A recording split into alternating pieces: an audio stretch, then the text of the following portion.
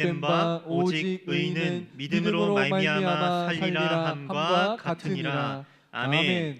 할렐루야. 오늘도 하나님의 은혜를 구하며 수요 기도에 나오신 성도님들을 주 안에서 환영하고 축복합니다.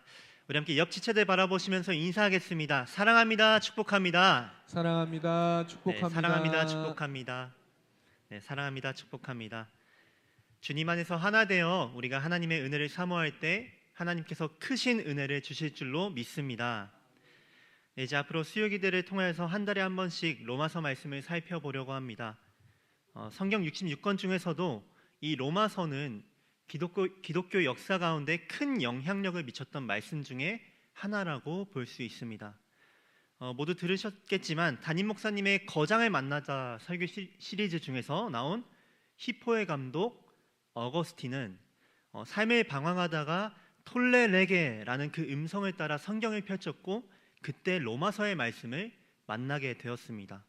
그리고 그 로마서의 말씀을 통하여 삶이 변화되는 역사가 현장에 있었죠. 또 독일의 수도승 마르틴 루터는 이 로마서의 말씀을 통해서 우리의 믿음으로 말미암아 우리는 믿음으로 말미암아 의롭다함을 얻는다, 받는다 그 복음을 깨달으면서 변화가 되었고 종교개혁의 불씨가 타오르게 되었습니다. 이렇게 기독교 역사에서 많은 사람들을 변화시킨 이 로마서를 향하여서 종교개혁자 존 칼빈은 이런 말을 했습니다. 읽어드리겠습니다. 만일 우리가 이 서신의 진정한 이해를 얻는다면 우리는 성경의 가장 심오한 본문로 들어가는 열린 문을 가지는 것이다. 물론 성경 66권의 중요성을 순위로 매길 수 없고 어느 책이 다른 책보다 더 좋다고 할 수는 없지만 칼빈이 이렇게 말한 이유는 하나님께서 이 로마서를 통하여 하나님의 복음에 대해 깊고 풍성하게 말하고 있기 때문이라고 볼 수 있습니다. 사랑하는 성도 여러분, 앞으로 이 로마서 말씀을 살펴볼 때 우리가 다시 한 번 더 복음의 감격을 회복하고 다시 한 번 더 그 복음의 기쁨을 누리는 우리 모두가 되기를 간절히 소망합니다. 네, 우리가 살펴볼 로마서 말씀은 1장 1절을 보면은 저자가 누구인지 명백하게 나타납니다. 우리 함께 로마서 1장 1절 말씀을 함께 읽겠습니다. 예수 그리스도의 종 바울은 사도로 부르심을 받아 하나님의 복음을 위하여 택정함을 입었으니. 아멘. 네, 본문에서도 나오듯이 로마서의 저자는 분명하게 바울이라고 나와 있습니다. 주후 57년경에 바울은 아마도 세 번째 선교 여행 중에 로마서를 썼을 것입니다.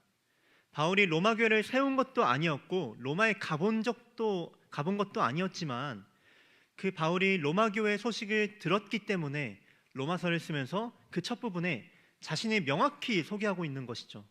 나는 하나님의 부르심을 받은 그 사도로 부르심을 받아 하나님의 복음을 위하여 택정함을 받은 예수 그리스도의 종 바울입니다 라고 바울은 첫 부분의 자기소개를 명확히 하고 있는 것입니다. 그렇게 바울은 이 로마 교회 성도들에게 복음이 꼭 필요하다는 것을 알았습니다. 물론 로마 교회 성도들은 이미 예수 그리스도라는 그 복음을 듣고 성도가 되어서 교회로 모였지만 바울은 그 로마 교회가 다시 한번 복음을 깨닫고 더 나아가 복음의 영광스러운 구원을 체험하기를 바라면서 이 로마서 편지를 썼다는 것입니다. 자, 그렇기 때문에 바울은 이 로마서를 통하여서 계속 복음의 이야기를 하고 있습니다. 자, 그런데 말입니다. 이 복음은 대체 무엇일까요? 복음. 여기서 말하는 이 복음이란 대체 무엇을 말을 하고 있는 것일까요? 우리는 복음하면 무언가 좋고 우리에게 구원을 주는 것이라고는 알고 있지만 무언가 추상적인 언어로 공중에 둥둥 떠다니는 느낌을 받을 때가 많았던 것 같습니다. 저도 학창시절에 신앙생활을 할 때 복음이 중요합니다. 우리는 복음을 선포해야 합니다. 우리는 복음을 따라서 살아가야 합니다 라고 많은 얘기를 들었지만 그래서 그 복음이 뭘까라는 질문을 했을 때 저의 안에서 분명하게 딱 내려지는 정답이 없는 느낌을 많이 받았었던 것이죠.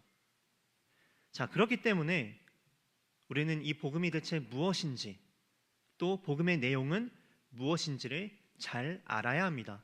이런 의미에서 바울도 이 로마교회 성도들에게 복음의 이야기를 계속해서 했던 것입니다. 자, 그래서 우리가 지금 복음이 과연 무엇인가를 함께 살펴보려고 합니다. 먼저 복음은 성경 원어로 유앙겔리온이라고 원어로 불립니다. 우리는 흔히 굿뉴스, 좋은 소식이라고 복음을 해석을 많이 하죠.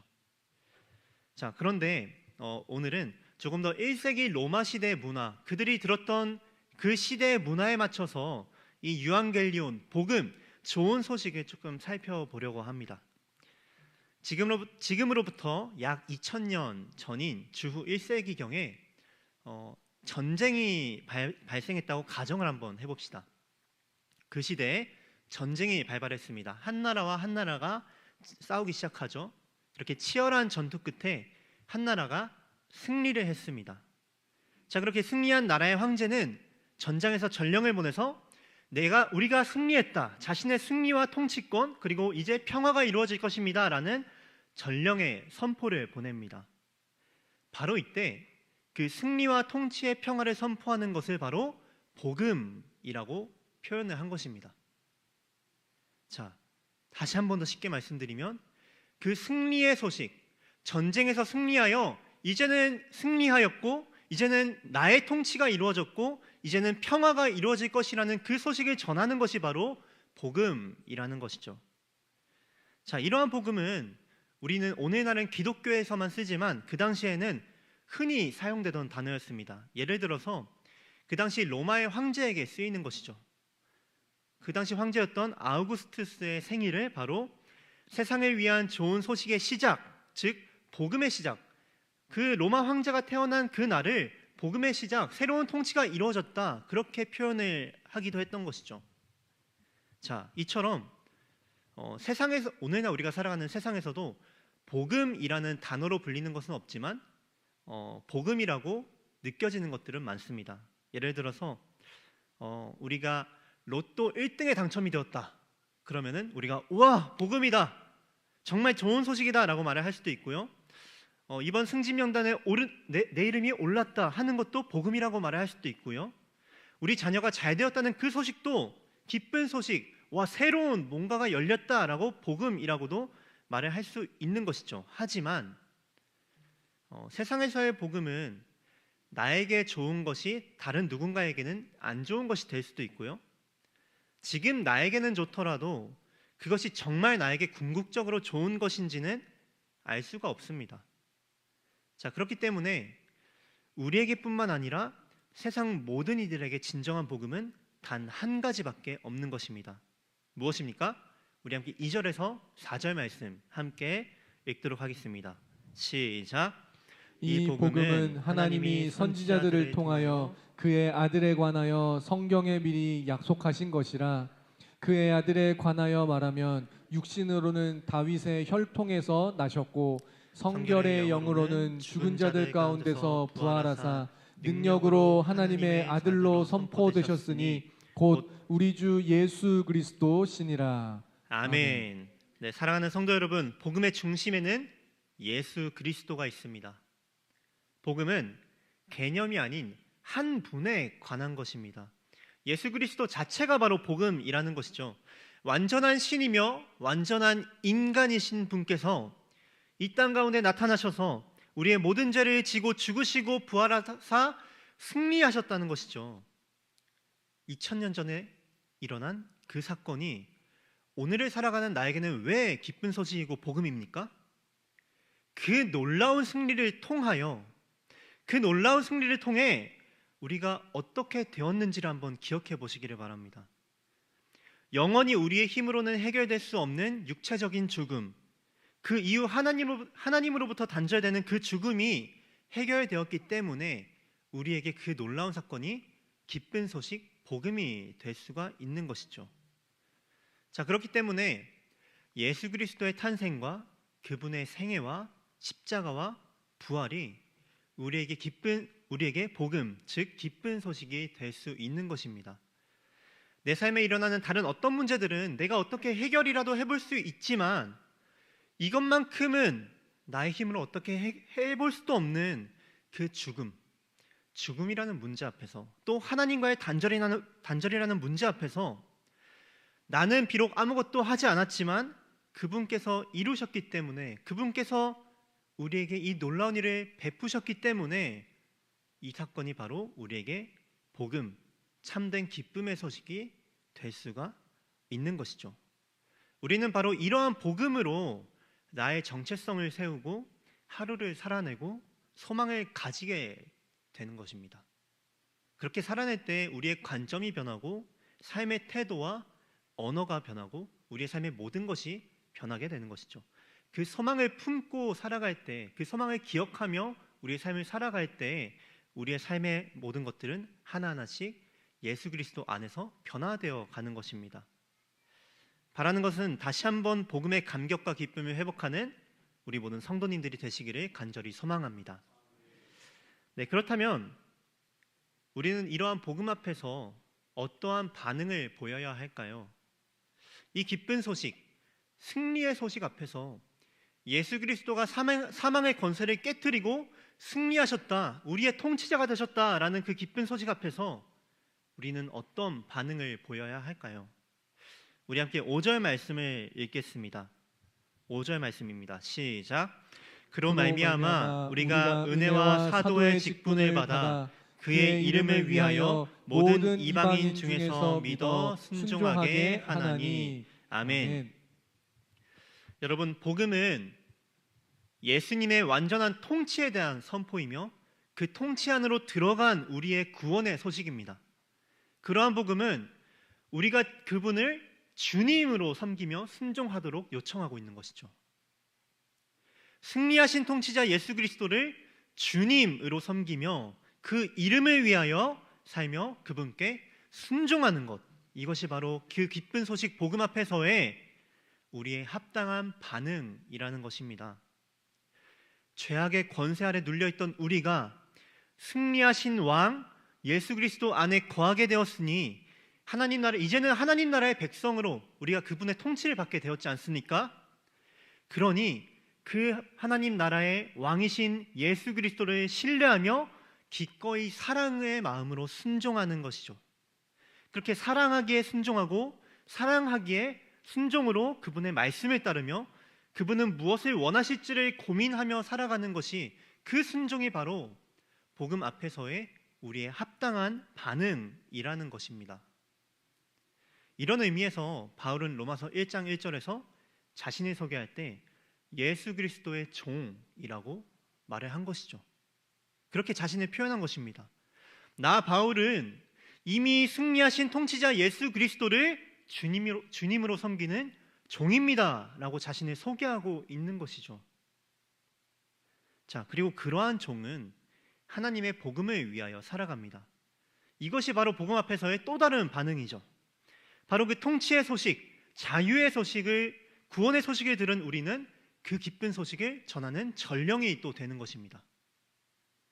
그렇기에 바울은 이 복음을 위하여 하나님의 복음을 전하는 전령으로 택함 받았다라고 말을 하고 있는 것이죠.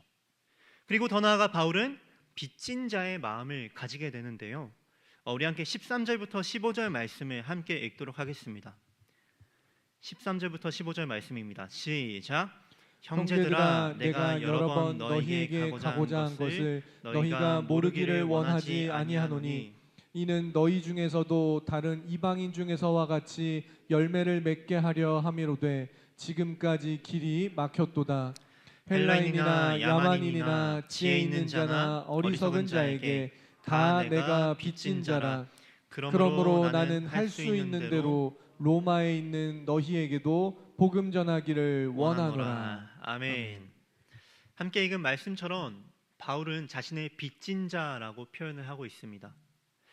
빚진 자라는 말은 말 그대로 갚을 의무가 있다는 것이죠. 사실 바울은 이 편지를 받는 로마 교회 교인들을 만난 적이 없습니다. 앞서 말씀드렸듯이 바울은 로마에 방문한 적이 없었고 바울을 통하여서 세워진 교회가 아니기 때문에 그들 중 어느 누구도 만난 적이 없습니다. 그런데 왜 바울은 그들에게 빚진 자의 마음을 품고 있는 것일까요? 바울은 비록 그들을 만난 적은 없지만 하나님께서는 바울에게 복음을 주셨고 더불어 다른 사람에게 복음을 선포하라는 일을 위임하셨기 때문입니다. 그렇기 때문에 바울은 내가 그리스도께 은혜로 복음을 받고 거저받은 은혜가 나를 다시 한 번 더 그들에게 나아가라고 하니, 나의 주님께서, 나의 주인께서 나에게 그렇게 하라고 하시니 나는 내가 받은 복음은 전해주어야 할 복음이 되는 것입니다. 나만 소유하고 있는 것이 아니라 나로부터 다른 이들에게 향해 나아가야 할 복음이 되는 것이죠. 그렇기 때문에 바울은 빚진 자의 마음을 품고 있었다는 것입니다. 이렇게 우리는 그 복된 소식을 믿고 그분께 순종하며 빚진 자의 마음으로 이 복음을 전해야 한다는 것이죠. 하지만 이렇게 복음에 합당한 삶으로 살아갈 때, 복음에 순종하며 복음의 빚진 자로서 우리가 살아갈 때 우리에게 찾아오는 어려움과 유혹이 있습니다. 바로 그 복음을 들고 우리가 삶으로 나아갔을 때 바로 그 복음이 부끄러워지는 유혹이 우리에게 찾아온다는 것이죠. 바울은 오늘 본문에 나오는 복음을 부끄러워하지 말라라는 본문과 비슷한 훈계를 디모데에게 하기도 했습니다. 바울은 복음을 부끄러워하는 유혹에 대해서 아주 잘 알고 있는 것이죠. 그가 복음을 얼마나 많이 전했습니까? 그는 3차 전도 여행을 할 정도로 여러 곳에 가서 예수 그리스도의 복음을 전하며 그 기쁜 소식을 전하는 전령으로 사역을 했습니다. 그런데 그렇게 많이 복음을 전했는데 어떻게 유혹에 빠진 적이 없겠습니까?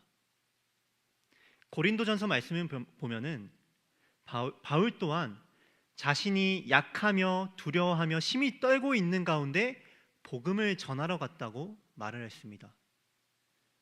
그는 십자가의 복음이 어떤 이들에게는 미련한 것들이고 어떤 이들에게는 거리끼는 것이라는 것을 알았기 때문에, 또 그들을 수없이 많이 마주하였고 그들에게 복음을 전해보았기 때문에 그에 앞서서 복음을 전하려 할 때 복음을 부끄러워하려는 유혹이 그에게도 찾아왔을 거라는 것이죠. 복음은 기쁜 소식인데, 복음은 모든 이들에게 구원을 주는 기쁜 소식인데 왜 누군가에게는 미련하고 왜 누군가에게는 거리끼는 것이 됩니까? 왜냐하면 모든 사람은 죄인이기 때문에 하나님의 복음 앞에서 자기 부인을 직면하게 됩니다. 내가 틀렸다, 내가 죄인이다 라는 것을 인정해야 하는데 그 복음 앞에서 우리는 그 죄를 인정하기가 참 쉽지 않다는 것이죠. 그러한 반응으로 어떤 이들에게는 거리끼는 것으로, 어떤 이들에게는 미련한 것으로 평가가 되는 것입니다. 하지만 바울은 그러한 유혹이 있었겠지만 오늘 본문 말씀을 보면은 바울은 결국 복음을 부끄러워하지 않았다는 것을 알 수가 있죠. 우리에게도 이러한 유혹이 찾아오는데 우리도 복음을 전할 때, 우리도 복음을 품고 세상 속에서 살아가며 복음을 살아낼 때 그러한 유혹들이 찾아오는데 바울은 어떻게 복음을 부끄러워하지 않았을까요? 바로 이 복음은 모든 믿는 자에게 구원을 주시는 하나님의 능력이기 때문입니다. 우리 함께 16절 말씀을 읽겠습니다. 시작. 내가 복음을 부끄러워하지 아니하노니 이 복음은 모든 믿는 자에게 구원을 주시는 하나님의 능력이 됨이라. 먼저는 유대인에게요 그리고 헬라인에게로다. 아멘. 바울은 이 사실, 복음은 하나님의 능력이라는 것을 기억하며 복음을 부끄러워하지 않았던 것이죠. 그 복음을 부끄러워하려는 유혹으로부터 이겨낸 것이죠. 우리는 매주 복음을 고백하고 또 복음을 듣습니다. 매주 사도신경을 통하여서 우리를 창조하신 하나님과 나를 구원하신 그리스도와 오늘도 나와 함께 하신 성령 하나님을 고백하면서 우리에게 허락하신 그 기쁨을 곱씹으며 매주 우리는 신앙 고백을 합니다. 그렇게 우리는 매주 하나님의 능력인 복음을 고백하며 복음을 듣고 또 복음으로 한 번 더 새롭게 변화되어 가는 것입니다. 그런데 그러한 우리가 주일에 교회를 떠나서 삶의 현장으로 나아갔을 때 여전히 우리에게는 복음을 부끄러워하려는 유혹이 찾아온다는 것이죠.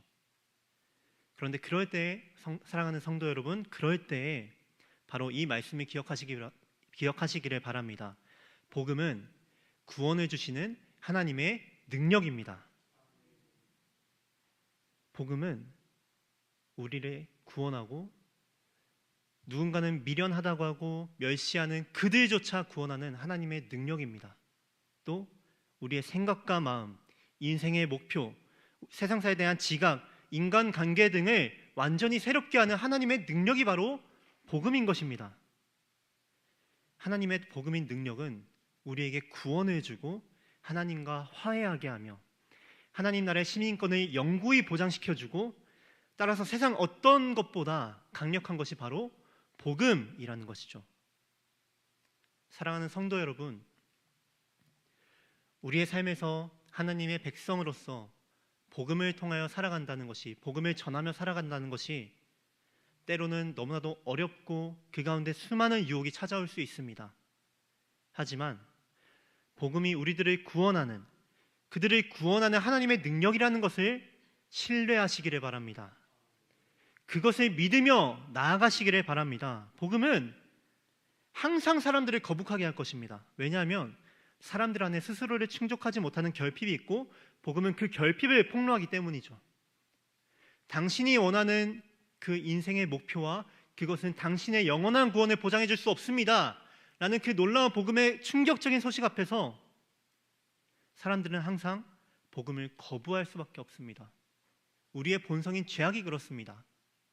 그러한 자기를 부인할 때 우리는 복음이 우리 안에 들어올 수 있게 되는 것이죠.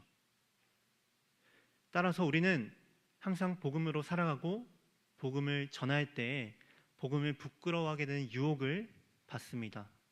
그렇기 때문에 우리가 매주 복음을 고백하고 복음을 듣고 그 복음을 상기하는 것이죠. 복음을 통해 하나님의 의가 드러나서 우리가 그 의를 통하여 복음으로 살아갈 수 있다는 것을 기억하시기를 바랍니다. 복음의 능력으로 살아내고 부끄러워하는 그 유혹으로부터 승리하여서 복음의 빚진 자로서의 사명을 충분히 감당할 수 있는 것입니다. 따라서 오늘 말씀을 통하여서 우리가 한 번 더 결단합시다. 주님, 내가 나를 구원하신 그 놀라운 복음의 사건을 통하여서 내가 그 놀라운 복음의 사건을 다시 한 번 더 고백하면서 그 세상 속에서 겪는 그 모든 유혹과 부끄러움 가운데 승리하여서 다시 한 번 더 복음의 빚진 자로서의 사명을 감당하기를 소망합니다라고 그렇게 결단하는 저와 여러분